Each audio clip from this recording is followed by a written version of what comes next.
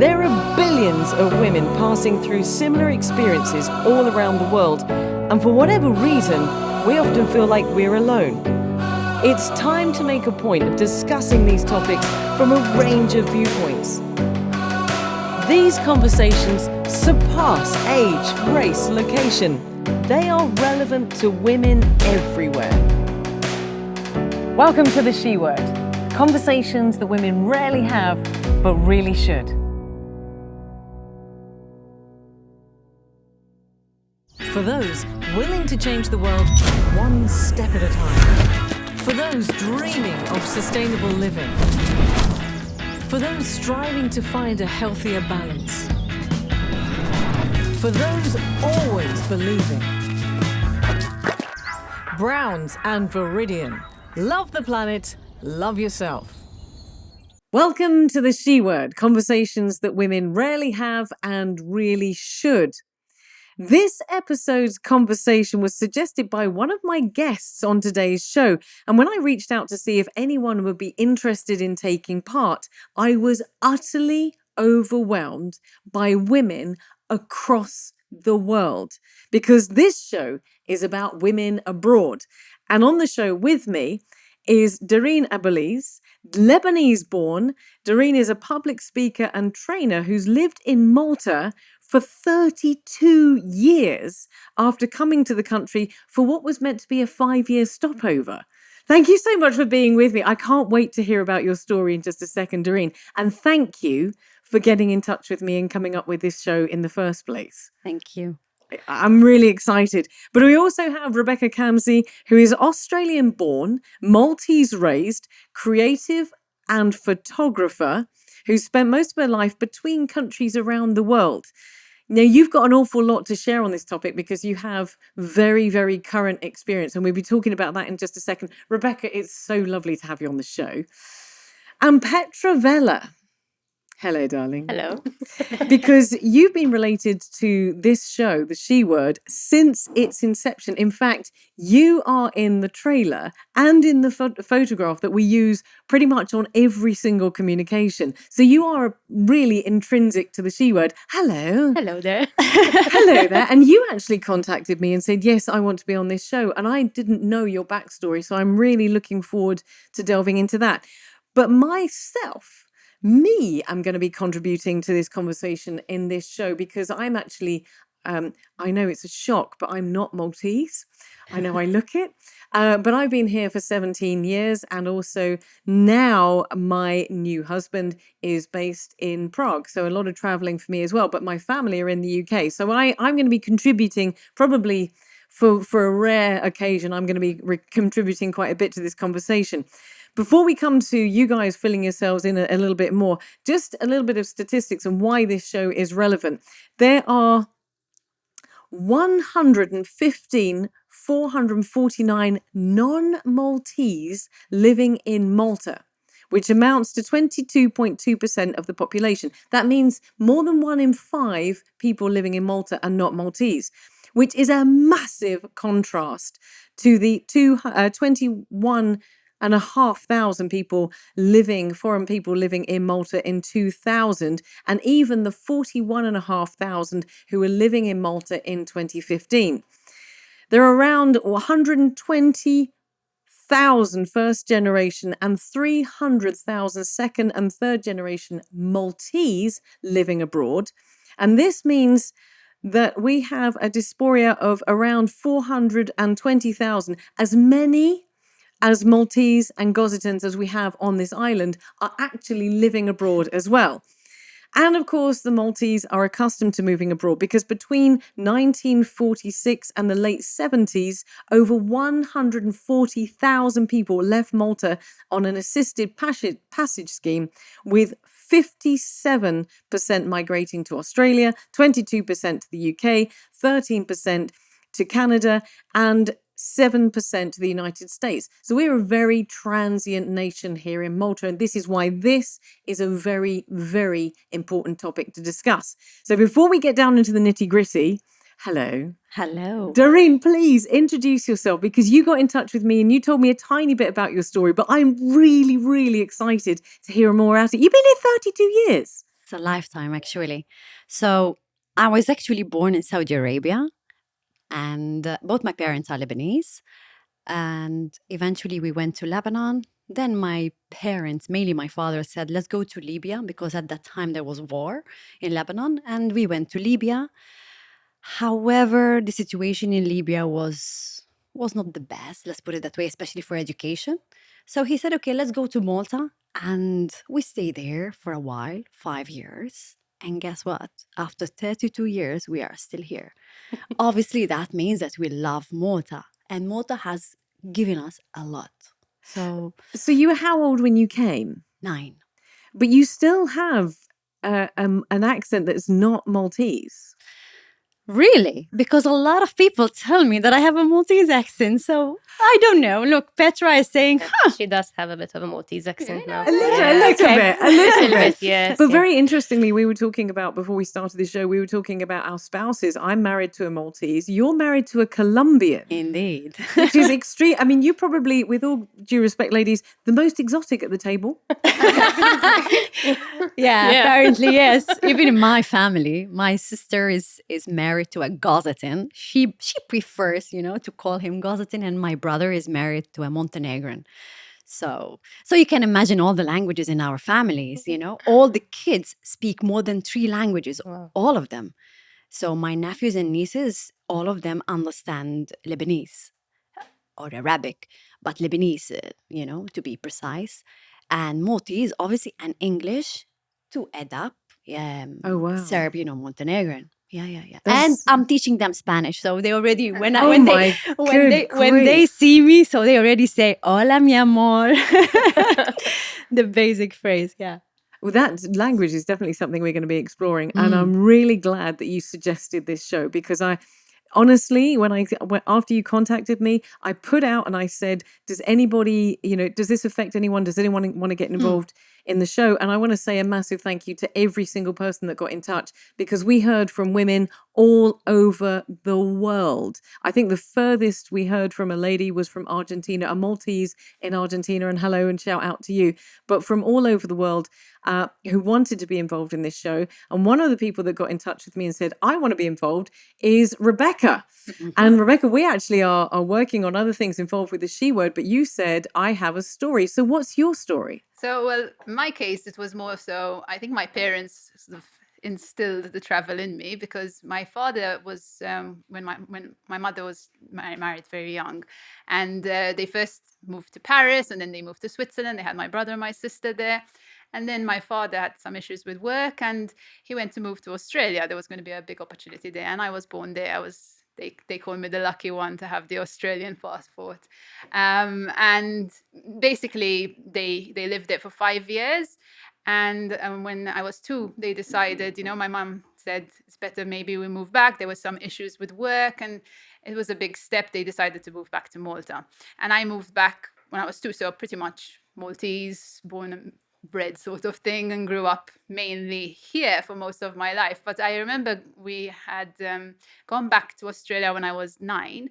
And it was the first time I was sort of back in Australia. And I have this memory when I was 9, sitting in the car and thinking, I will be back here for some reason or another. I don't know what it was. I just have this strong memory. And I mean, why would you have a memory like that?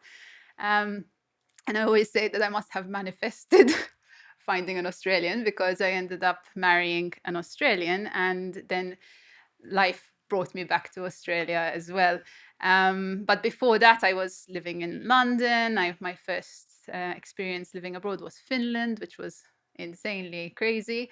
So I think a big part of me always has this hunger to be somewhere else. I don't know if it's because my upbringing was sort of that aspect to it.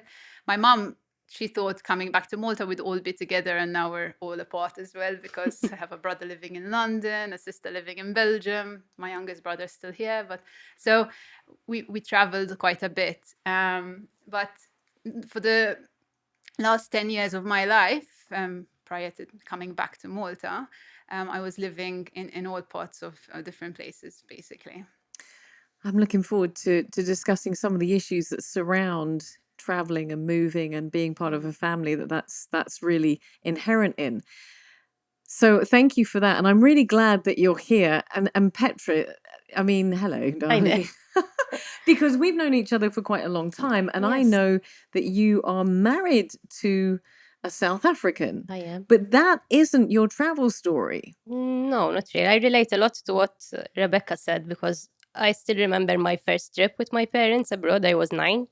I still remember that feeling of getting on a plane, and you know, it's like we went to Paris for the first time, and I still remember how that feeling of like traveling and being outside of the country for the first time, and I think that kept growing in me up until when I was 22. I decided to leave the country and pursue my studies abroad. And from there, I worked abroad in another country. And funnily enough, I got into a job which actually took me around the world as well. So up until I was pretty much 30 years old, I was traveling constantly. And I used to love it. I always felt like, from a very young age, that like I don't belong just here. Mm-hmm.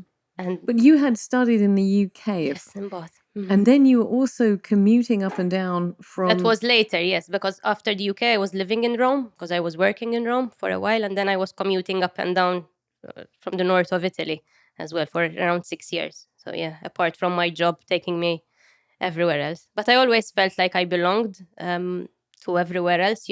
I was like at the beginning when I was much younger and I left to study, I was like, no, I'll never come back. It's like, but funnily enough, it's like a full circle. Mhm. And I came back to Malta like to settle as well. And now I think I appreciate Malta much more than I used to before.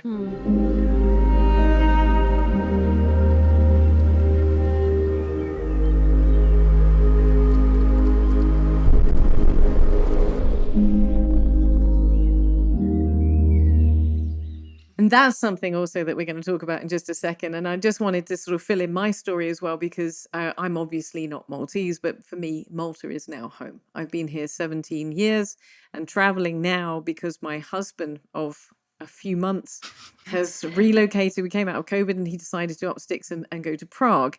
But my reason for being in Malta 17 years ago was following my heart. And I came down and followed a gentleman who had a boat. Fell in love with Malta, fell out of love with him, and him and the boat left. But prior to that, and you ladies have all mentioned one thing, my experience was I didn't travel. I didn't leave the UK until I was 18 years old.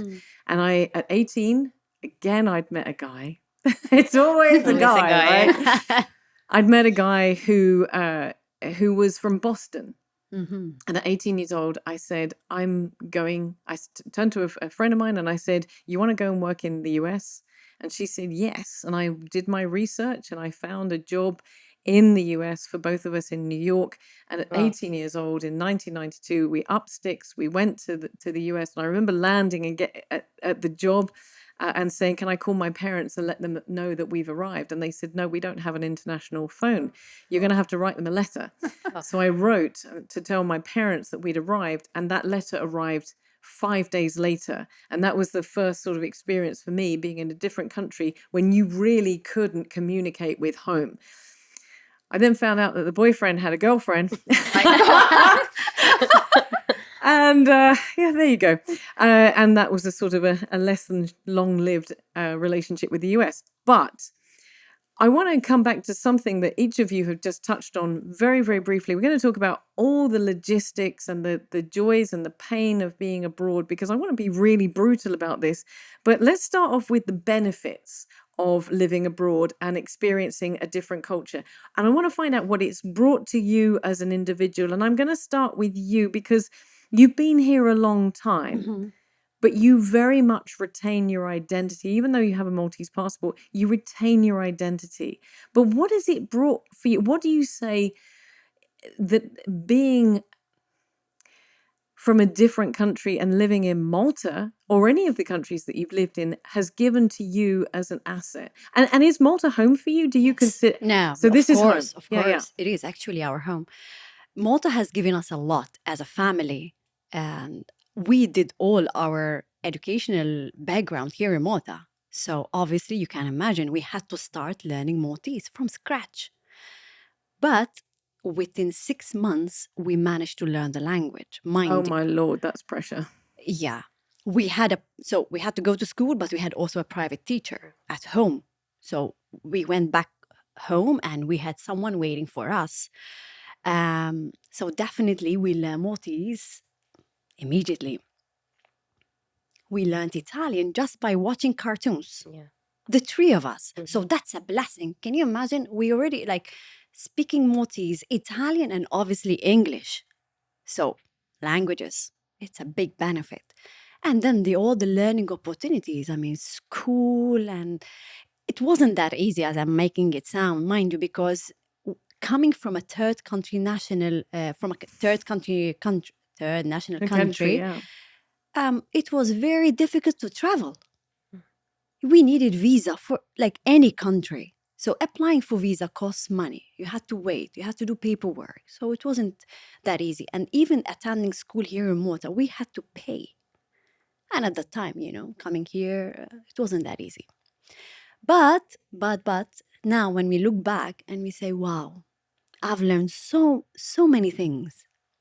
Give me an example, because give me. You just mentioned you've been here since you were a child, but what do you think that you have experienced? The one thing that you've experienced through your life that you wouldn't have if you had not travelled?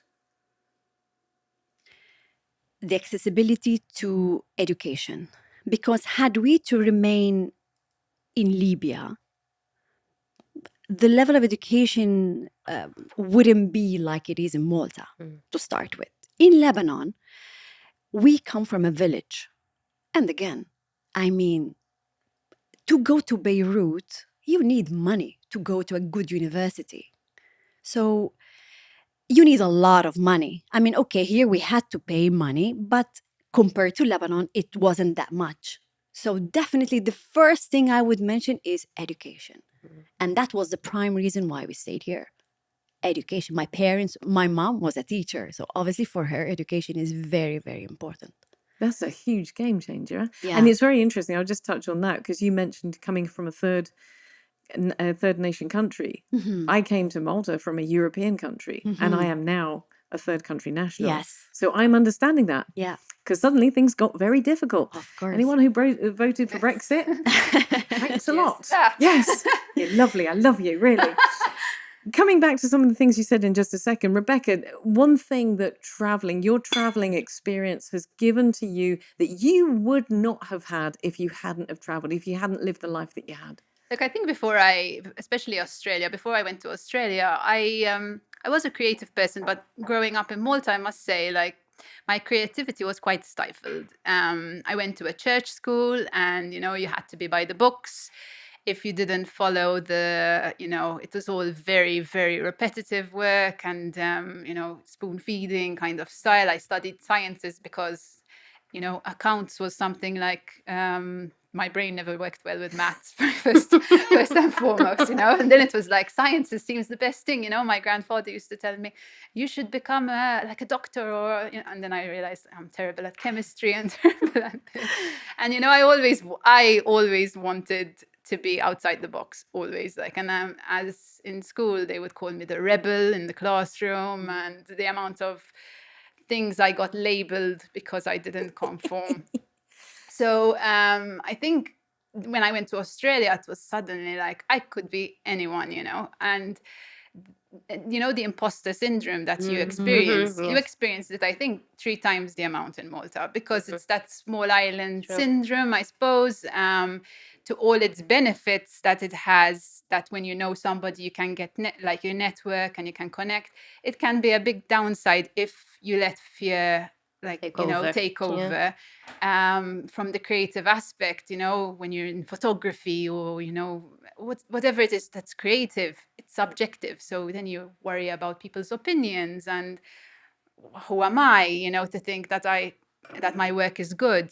So when I went to Australia, I was a nobody. And it was the first time in my life that I felt no fear, which was amazing, an entrepreneur dreams of not having fear. Exactly. Yeah. So I just, even when you walk in the city of London, you just feel like anything of your small, for example, here in Malta, you think, if I start a business, will there be enough people? Will there be enough? When you walk the streets of London, you think, anything is possible, look at all these people, look at all these opportunities. And I felt that when I went to Australia, I really, really felt that. And suddenly I could go to creative events. I could introduce myself comfortably. I didn't even feel shy of saying, I am a photographer. I wouldn't say that in Malta. I don't know why, but I wouldn't say that confidently. So Australia really let me be me, if that makes sense. Whereas here, I feel like I condition myself before thinking about who I really am, which is something I've worked on. And thanks to travel, I think that I've now let go of those inhibitions that I had so much. And I think it comes down to, the education, and the educational system, because unfortunately, in some ways, it is a system that boxes you in. You have to fit into the, study theory. That's how it works. That's how you're graded. You're not graded on your creativity. Your creativity is actually a distraction. So your traveling experience gave you absolute freedom. Freedom. That's perfect summary. So we've got education and we've got freedom. But I opposed you. But each of us around the table are nodding our heads. But it's good to have perspective, because Darine's experience of education in Malta gave you the opportunity that you wouldn't have had previously in Lebanon or Libya. You're nodding your head frantically there, Petra, to everything everybody's saying. So how would you describe the benefits that you've had from traveling? I think I wouldn't have been as open-minded as I am. And that, I think the fact that I was exposed to so many cultures. I think I remember at 22 when I was doing my master's in the UK, and I met 84 people from 34 different nationalities. I was like, whoa, where am I, And I was so in awe and curious to get to know each and every person and understand from where they're coming. And, I still have those friendships up to this day. And I'm thankful for that, because, we still meet every year. We go to each other's weddings, everyone's having babies. And it's this community keeps growing and growing. And I think it helped me a lot into not being that judgmental, and to understand other people's perspectives. And, there are other ways on how to think, how to do things outside the box, sometimes outside the box that that you've grown to, And at the time, as I said, I wanted to get out from Malta. I felt stifled. I felt like I couldn't be me 100%. And I think that was actually one of my best years. When I went there, I felt like someone has opened a cage and I'm running out there. I've got pictures of you now, just like So there is that element of freedom. But coming back to what Doreen was saying, we're very lucky in Malta with our educational system, because I could see that, I was like, whoa, I was so prepared to then face the British educational system as well. So I'm like, yes, I feel like I really relate to that as well, because we have a very good educational system, and I think it prepares you to other things as well in life. But then again, I think the fact that you experience other people's cultures, other people's way of thinking, of even on the simplest of things sometimes. But we're going to come to culture in just a second, because this is a big question about culture in just a second. But one of the things that I experienced, one of the things that traveling has really given me is it's not that easy. And we'll talk about this in a few minutes as well, but it's not that easy. And when you're challenged with something, when you travel, you have to dig deep, and you have to be independent, and you have to get the heck on with it. And I think that is also an asset. It contributes to open-mindedness. It contributes to your freedom, and it comes from educating yourself. So it kind of brings all of those things together. So you have to grow a bit of a tough skin. Definitely. Yes. But the benefits are, I think, when I go back to the UK, I see the UK as if I've never seen it before. And when I come back to Malta, and when I travel to any other country, I have eyes, creativity. Yeah. You have creativity, you have eyes open to see things, to see the beauty of it that perhaps you didn't see before. Unfortunately, you probably also see the downside as well. Yes. Of course. But let's talk about culture, because you touched on culture for a second. And I made the mistake when I went to the US of thinking that because we all spoke the same language, or mostly, we mostly spoke English, that we were culturally the same. And I quickly realized that that's not the case. Definitely. Now, we're representing different nationalities around the Maltese, English, and Lebanese around the table.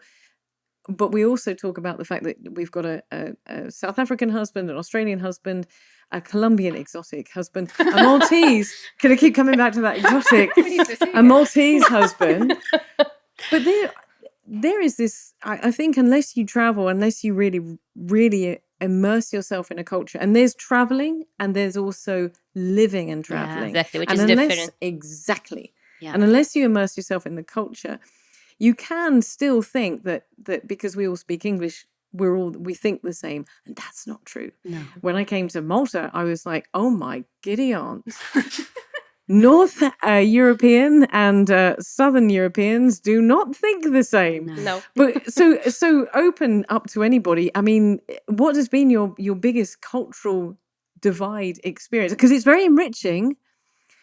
Give me an idea of the good and the bad of that. I mean, you'd think Australia is similar. Like, Been there too. They're very different. they're completely different. Even like, I mean, my husband's Australian, so for me, I grew up in that kind of family environment where everyone wants to know everything about you, what's going on, what's happening, you know, like in a positive, uplifting way. Like they support you. And when I went to Australia, it was the opposite. It was like very independent living. I mean, I in the beginning, I remember I used to get really offended. Why are they not asking me things, you know, and things like that. But you know, even to this day, it's probably one of my things that I argue with the most. But it's just that culturally, they live independently, you know, and that's actually, I over time, I came to realize it's actually a really, really good thing. You know, not everybody's in everybody's business like it is in Malta, sort of thing. So even just from the smallest of things, then, you know, like even at work, the work ethic is so different in Australia, you know, the way they think about, I don't know, this kind of relax. You don't have to be behind your desk all the time. I used to freak out. It'd be like, no, I'm sitting down. It's okay. I'm working on a document. It happened to me in Italy. That we used to start. I remember at the office we used to start at 9:30.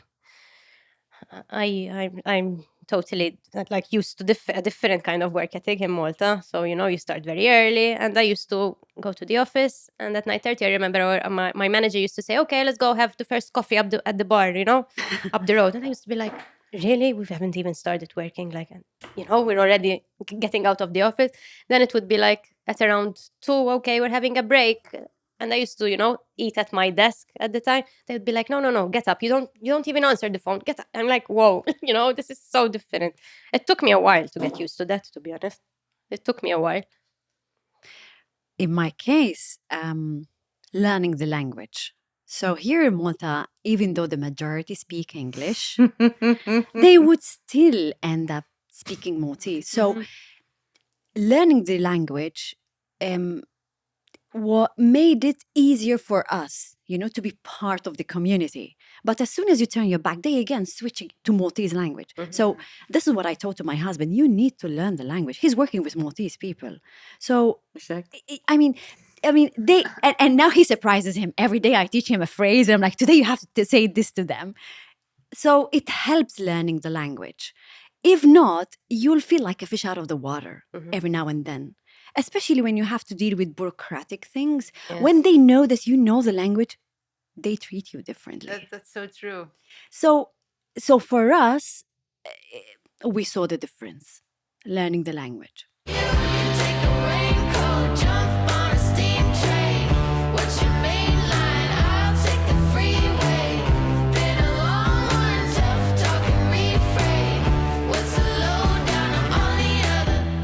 I, as an English person, you know, I'm very fortunate because I speak English quite well, I hope. But learning languages and speaking languages for, excuse the pun, for an English person is foreign because we find it quite difficult. We get very self-conscious. And I can remember learning Maltese and walking boldly into the supermarket. And I was bonjour, que vind? Give. Grazie, you know, this sort of thing. And it's, you're going to be sure at some point someone's going to go, hello, Albi, hello. And I said, very, very pleased with myself, I said, Yina arid, we had hobs yak Joshbok. And the woman turned around and said very loudly in the middle of the supermarket, "Le mush we head hobs or water." So the entire supermarket heard her say that. Yeah. And I can say that's probably the last time I've tried to buy groceries in Maltese. But it's true, because if you make an effort at least, and this is what I take now with my experience of being in Prague, if you make an effort at least, even if you're not going to manage to speak fluently, at least if you make an effort, people will be more accepting and more open to you than if you come and say, "I'm not going to try." I mean, you must speak in Italian, Yeah, okay? it's the same thing. I mean, in Italy, I remember when I joined the office at the beginning, everyone was like, does she speak Italian? Like in front of me, like as if I was not there. And I could speak because, as you were saying, I mean, from a very young age, I was exposed to Italian TV. So I learned my Italian from TV. And I was very fluent in Italian. So I could, they couldn't even speak much English, to be quite honest. So I don't know what I would have done if I didn't know Italian. And it was the same, for example, just me going to open a bank account in Italy, in Rome. It took, like, apart from the bureaucracy, but I had to speak Italian because they could get nothing in English. Yeah. So I feel like, yes, it gives you that extra, it's important, yes, to learn the language. It's interesting. We've touched on the language, but you also mentioned, Rebekah, you mentioned about family environments, about, this is something I'm coming to terms with, is that families are much more connected here than they are in the UK. Yes. And I've had the advantage sort of sitting on the fringes of getting too connected with families, and now I am ingratiated into a family because I'm now married. And that, for me, when that started happening, when I got involved in that family and they started getting really involved and come over and this sort of thing, I'm like, whoa. You felt it's full on. Yeah. Like whoa, space. My This is husband space, felt the same. It can be a bit invasive, yes. Well, I think in Lebanon even worse. Yeah. Honestly, like when I compare here, I think that Maltese people do not like to visit each other. In fact, when I invite Maltese people, they feel a bit not at ease, And only those who have lived abroad, they find themselves, it's okay to be invited. But family is different because, yes, you go, to visit each other, like your brother or your sister. But friends, no. In Lebanon, like, it's so normal to have people over. I'm not talking about just family, but literally lots of people at home. So I then said, okay, I need to teach them that it's okay, So for them, they find it. Okay, English people are not going to get on there because I'm telling you now, English people need an invitation and they need to be given a time. And if it says 9 o'clock, you have to be there at 5 to 9. And if you don't get an invitation, you're not going to turn up. I mean, my absolute wonderful mother-in-law keeps turning around and saying, "Just drop in." And I'm like, oh, that We don't do that. doesn't work for me, because that would be considered rude. Because what if you turn up and somebody's actually, doing the groceries or something? Oh, it's tough. But you're saying that that's even more so than Malta. Yeah. Some people, in Lebanon, you don't pre-advise that I'm coming over. You just go knock on the door. Okay.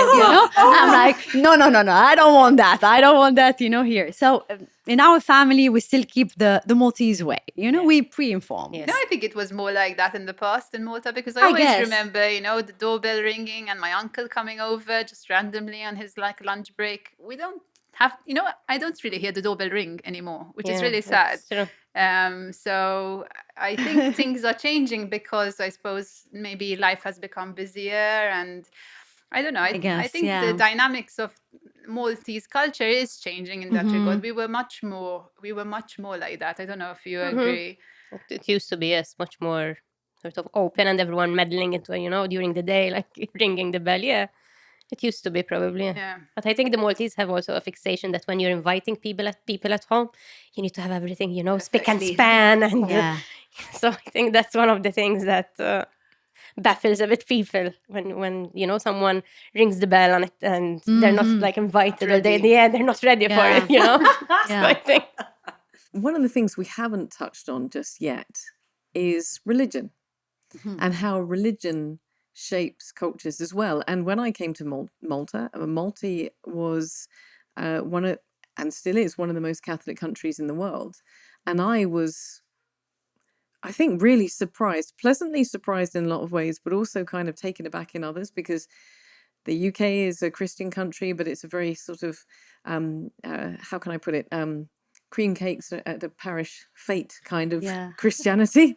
And Malta here is, festas and very much you go to church. And when I came, 90%, I think the statistic was 92% of the population were regular attenders of church. Now, that may not be the same as it is now, but how have you found that for you, Doreen? Because what is the religious background that you came from? Okay, so most probably few people would know this religion.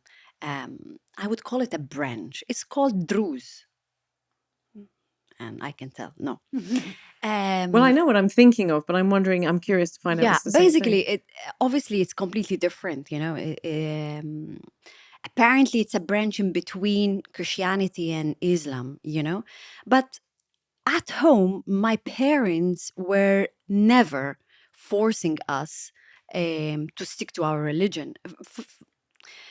So first of all, our religion is very a closed religion, okay? You are born, you cannot convert to start with. And you're supposed to get married to someone from the same religion. Oh. But as you might imagine, the three of us married a rebels. non-Durzi.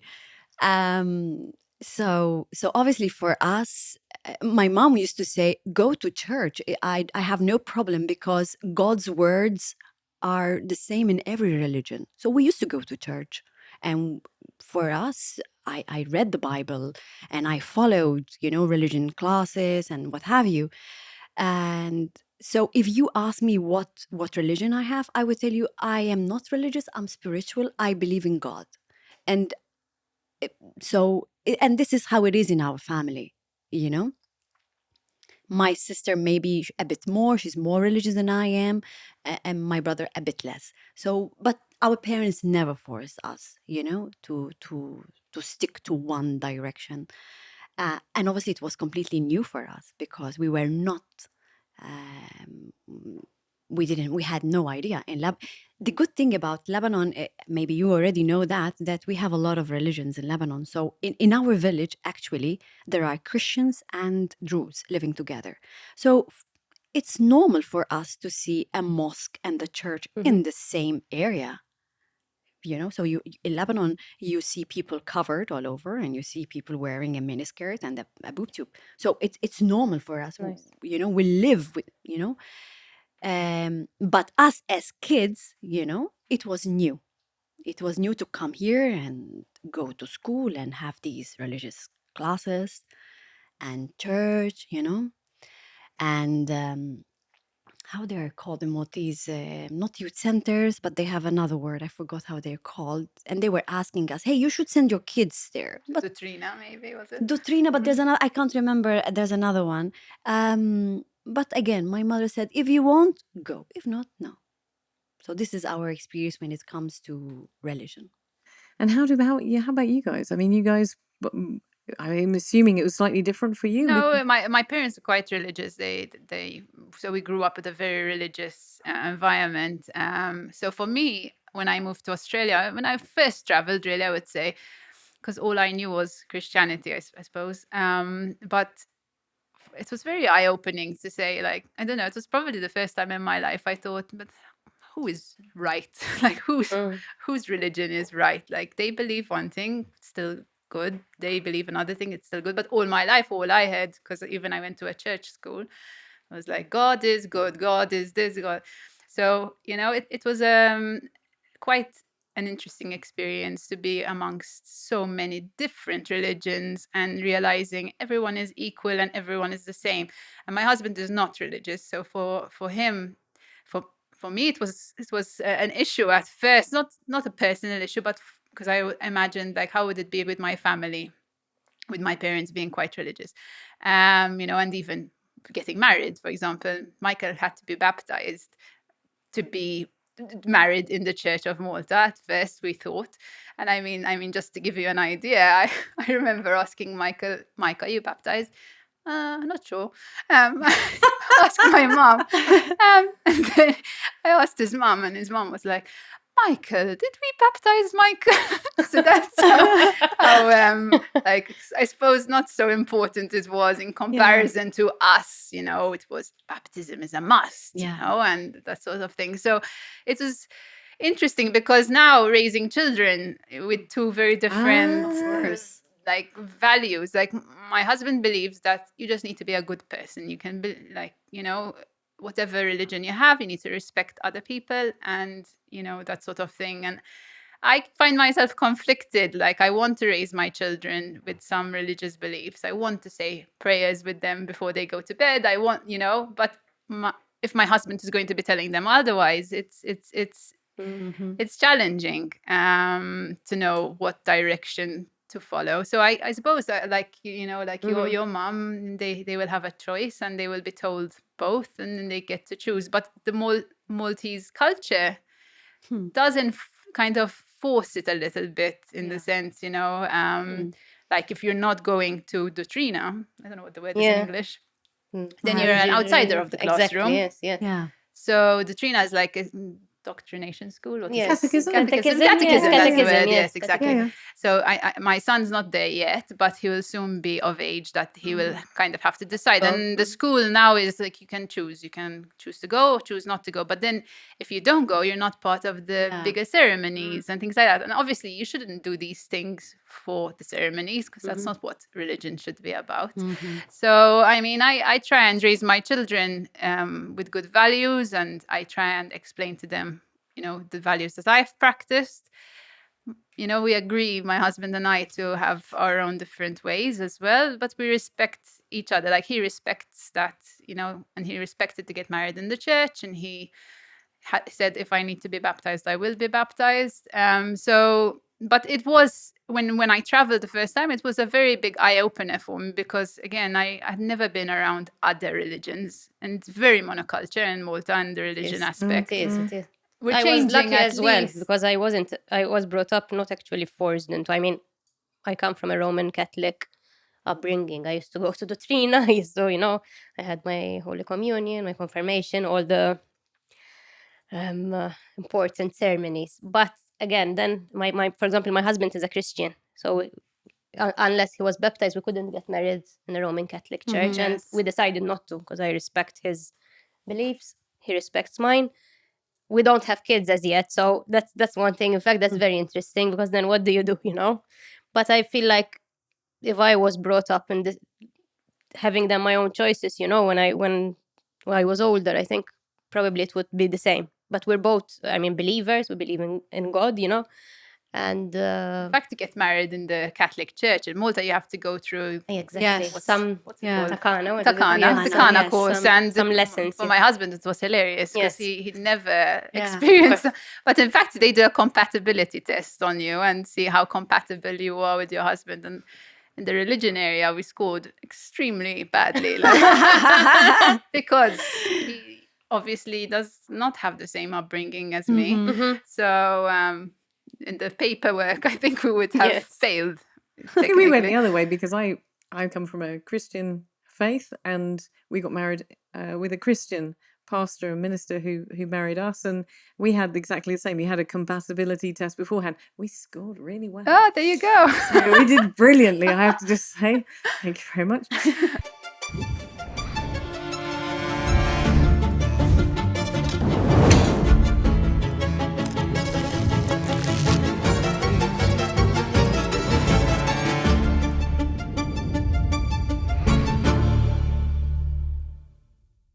So we're talking about these differences, we're talking about these challenges as well. And I want to touch on one thing.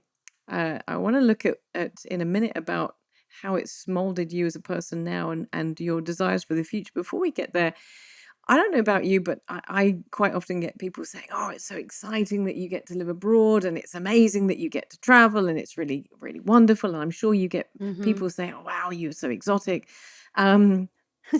But one of the things that happened to me that really brought home this living abroad, living away from my family, living in a different culture, whilst I've made Malta my home, over COVID, one of my family members passed away.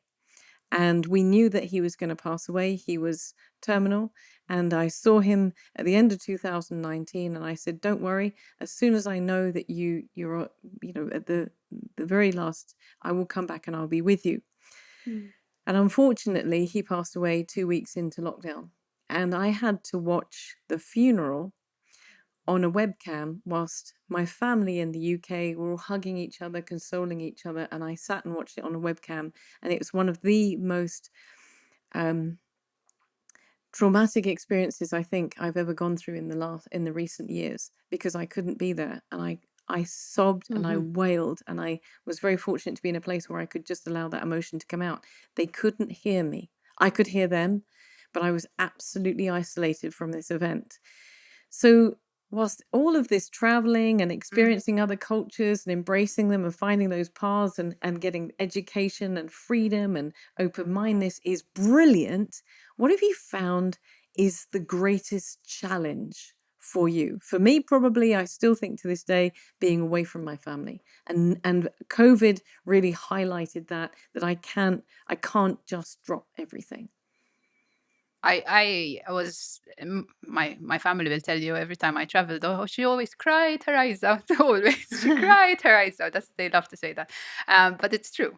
It's all well and good saying all the positives, but it was very hard as well. I grew up with a family of 4 children. We always had noise in our house, and I just remember I used to come home to my small flat in Australia and silence. I couldn't deal with the silence. The silence used to kill me inside. I couldn't deal with it because I never had silence in my whole life. There was always noise and somebody around me. So when I was alone, it was very, very, very overwhelming to feel that loneliness.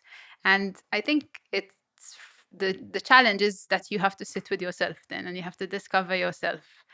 Which is something we don't really get the chance to do unless we put ourselves in those moments. So, isn't that a great turn of phrase, to sit with yourself? Yes. Yeah. I that is the most amazing turn of phrase, just to sit and be with yourself. And you don't really get that often in your life when you think about it. I was lucky that back then I didn't have children and everything, so I had that opportunity to be alone and figure out who am I. But that's tough You as learn well. so much about Very, yourself. very tough. Yeah. And you But come. there are a lot of people who don't know how to stay Oh, yes. on their own. A lot. I know a lot of people who get anxious about it, or it's one of their biggest fears. But I think when you get the opportunity to actually feel that, it's... And also, Because just to butt in, because I know from a recent conversation, this was part of your path as well. You were going backwards and forwards for 6 years from Italy, and when you're there, and part of my experience, no one else, part of my experience now is when I'm traveling up to Prague, day in, day out, I'm on my own, me and the dog. Yeah. And he's not great. Loneliness can be tough. Yeah. And when you have grown up all your life, essentially, you have some community, friends, and such, and you have to start from scratch. Literally, it's so hard. Especially, it's extremely hard. I used to feel, I used to always say, but if I message that person, they're not going to message me back. They're maybe being kind to message me back and meet me. It's that feeling of being wanted and being like someone needs you as much as you need them. In Malta, I have that because I know my friends need me as much as I need them, and vice versa. But when I was in Australia the first time, I had nobody. So it's hard to accept in the beginning and to understand that you are your own person and you just have to survive for yourself. and for yourself. So, and even to break the ice with people and to make friends and to put yourself out there. If you're not an extrovert, I'm not really more of an introverted kind of style character. I used to find that really, really tough. I think even for extroverts, that's also a challenge. Doreen, you're nodding away there. You're talking. And was this your experience when you came? Not really, no. Because remember, I came with my family. So the thing is, I want to answer your question with 2 experiences. Since I came with my family, the rest, as in my uncles and my aunties, they are still in Lebanon. The thing is, because we don't remember them. So if somebody had to pass away, we wouldn't feel that remorse or pain like my parents. But throughout the years, when we went back to Lebanon to visit, we we built relationships. So now it's different. When somebody passes away, you're like, but the thing is, it's not going to Sicily, going to Lebanon. It's not that easy, to travel. So for me, I would say I didn't feel isolated or alone because I had my family here. I had my brother, my sister, my parents here. But I can relate when I traveled Latin America. I was backpacking on my own. And when I lived there for 1 year, I miss my family terribly because I'm very close to my brother and sister and their kids. For example, I miss my brother's wedding. And I told him, I'm not going to come back to Malta, just for your wedding. So I did like you did. I had to watch the wedding, over a camera. And for example, I miss some important dates of my nephews, or my nieces, So yes, that time I felt alone. And that was one of the reasons why I decided to come back to Europe. I mean, I love Latin America, and like I told you before, I think I was a Latina in my previous life. But I missed that sensation to be surrounded by people who love me. And I was living in Nicaragua. Unfortunately, over there, you live a great life, but when it comes to money, you don't earn that much. And I'm like, I'm not gonna make it to Europe. I will never buy a house in Europe if I keep on living here. So that was, and the third reason was love. I was heartbroken. Very Exotic. Back to it. All right, exotic Doreen. Coming back to you, because you were nodding as well with these experiences, and we've talked about this loneliness, and I think there's two sides to that loneliness. It makes when you do have to sit with yourself, and this amazing, and you had to sit with yourself in Latin America, you had to sit with yourself in Australia, you had to sit with yourself in Italy and your travels as well. It does make you much stronger.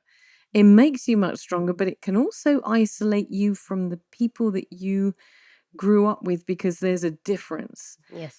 Because suddenly you feel a different mentality. But for you, what's been the greatest challenge? Was the community challenge? I think the fact that you miss certain important events. For example, I still remember I missed my brother's first graduation. It was, I mean, we have a very good relationship. I think our relationship even got better when I was living abroad, when I left home, and I mean, we're very close. So at the time, I remember I was working, I couldn't come back, and it was quite tough, And another important, I think, it wasn't an event; it was a funeral. That I could. It was my one of my friends. Her father passed away.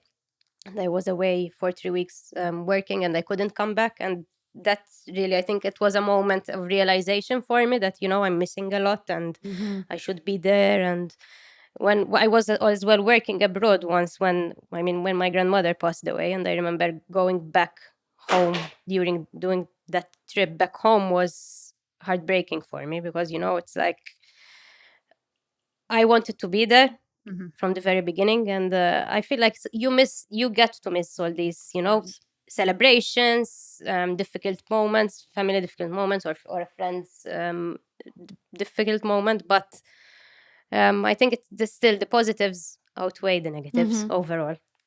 I'm glad you said that. And before I'm going to come for towards the end of the show shortly, and with kind of closing thoughts. Before we get there, you mentioned positives, and you've been traveling, Darine, across South Latin America, Australia, Europe, and if I was to ask you, and I'll start by telling you mine, but if I was to ask you to pinpoint one hardwired memory that sticks in your mind from your travels that really shaped you, or just you go back and revisit, I want you to think about what that would be. I'm going to start by telling you mine, so I'll give you a second to think about it and put it in context. But I can remember in 1995, I was traveling across Australia, still before the internet, by the way, still no mobile phones.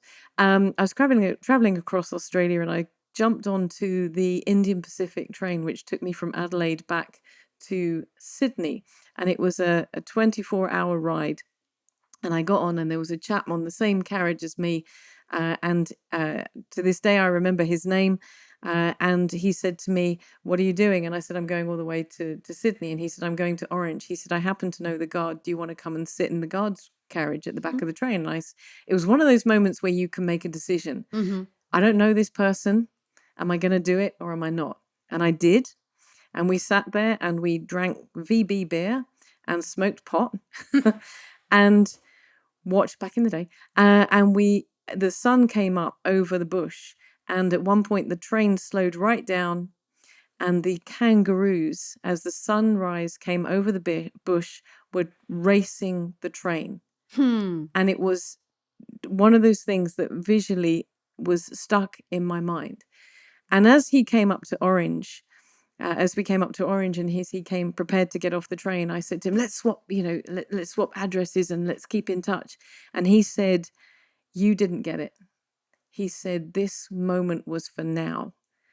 Keep hold of it, enjoy it, and take it with you.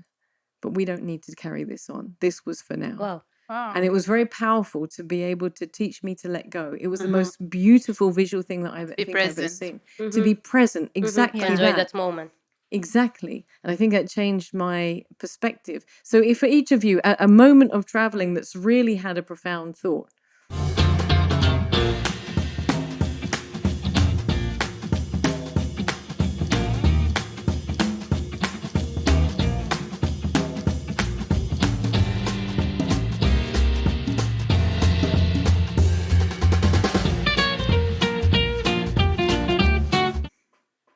Very difficult because there are many.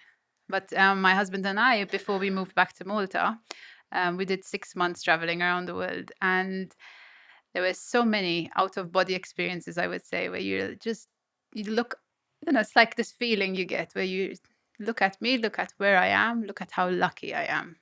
And that, I think, for me, my mother always said, like, you need to give your children roots and wings. So I hope to instill that in my own children someday. But I think unless you venture outside of your little bubble, you won't ever experience that feeling. And life should have that feeling at some point or another. I personally believe in, and that can only come from travel.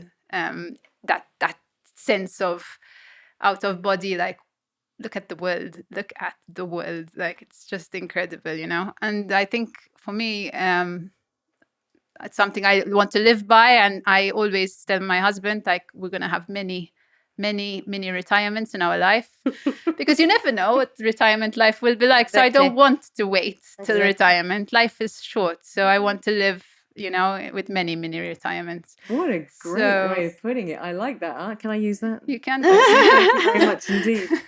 Darine, a moment when you've been traveling. I'm going to share with you a story.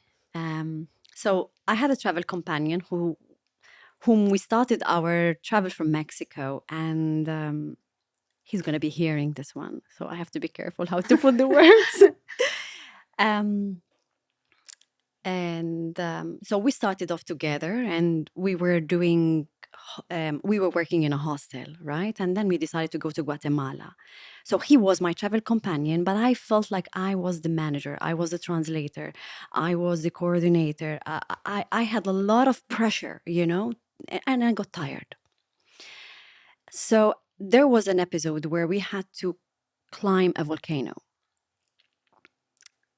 All the other travelers in that particular hostel told us that ideally you start in the morning and then you finish in the evening.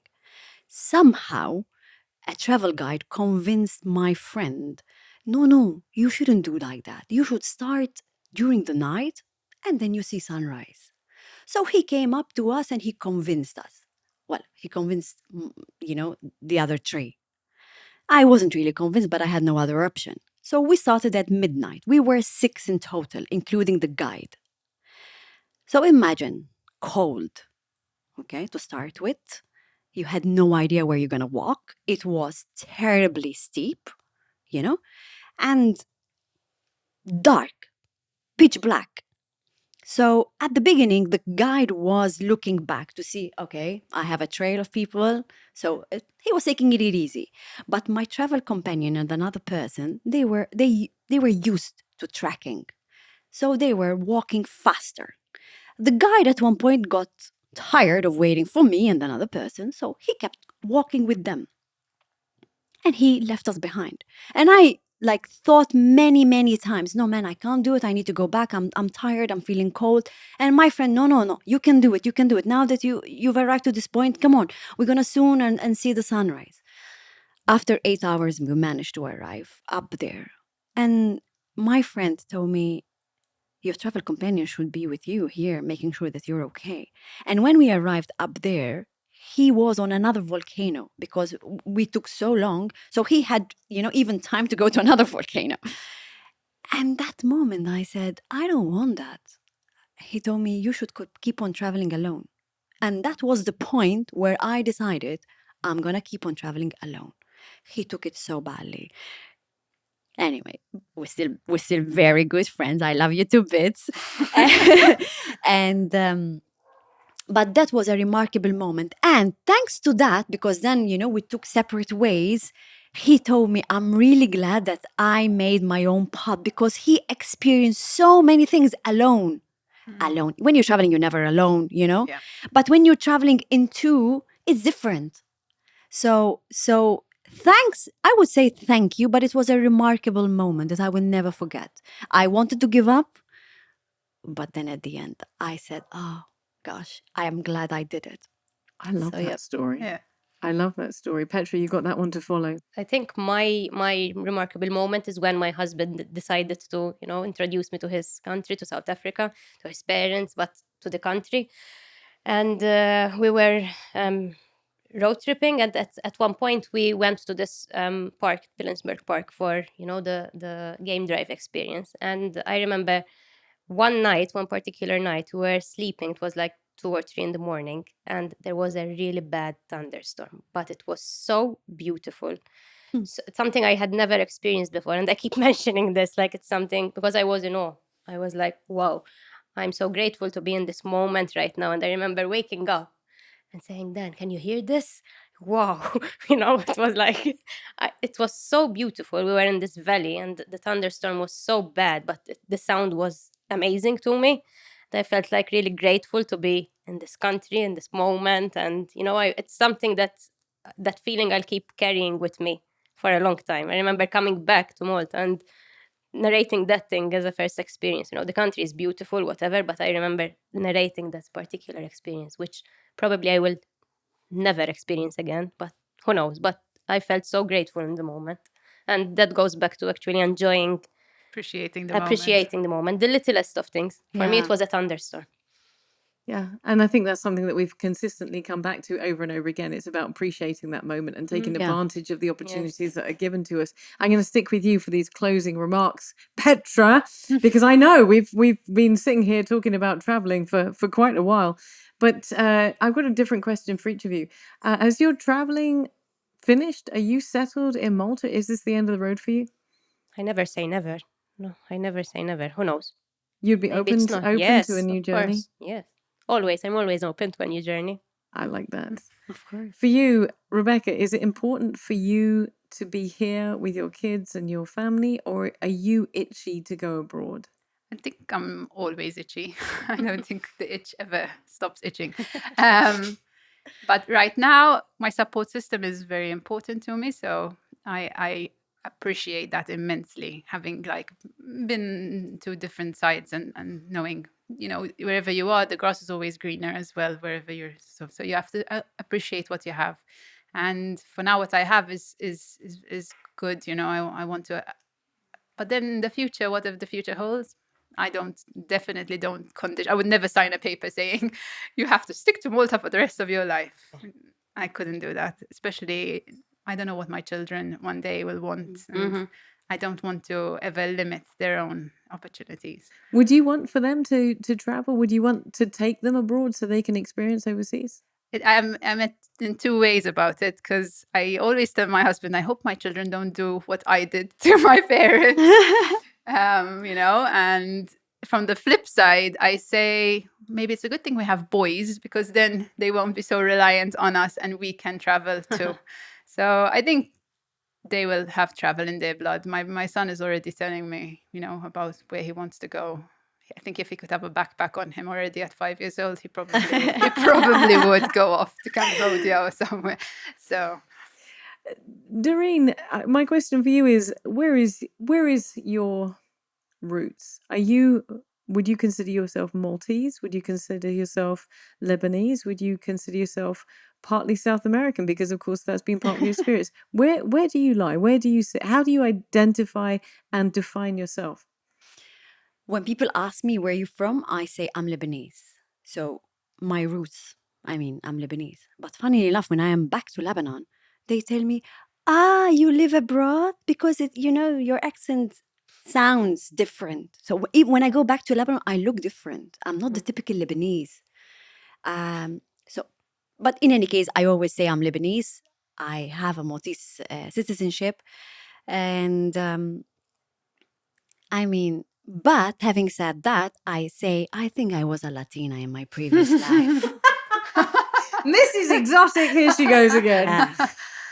Here she goes again. I want a final closing word. We're going to wrap up the show, but I want to encourage women particularly, and young women particularly, to spread their wings. As you said, to find that freedom, to open their mind and maybe even pursue education, but to experience those things that we've discussed around the table, bearing in mind the challenges that also lies within women being abroad.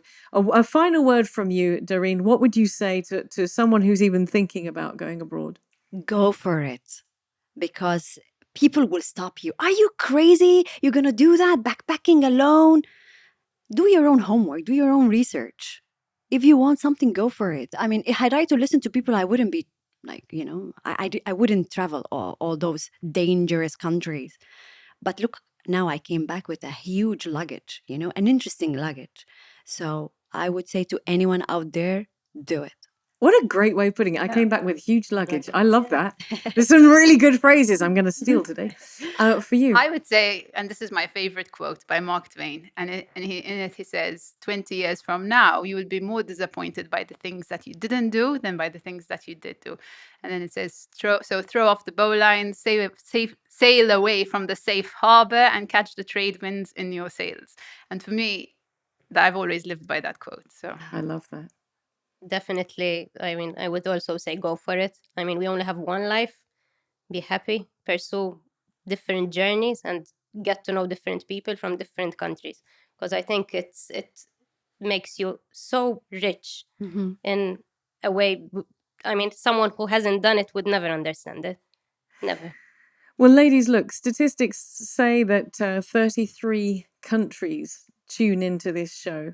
And women from all around the world. So I want to cheers to the women who are Maltese who are abroad, but also to cheers to the brave women who are making their home in Malta. Cheers. And chin chin to you ladies. Cheers. Cheers. Thank you.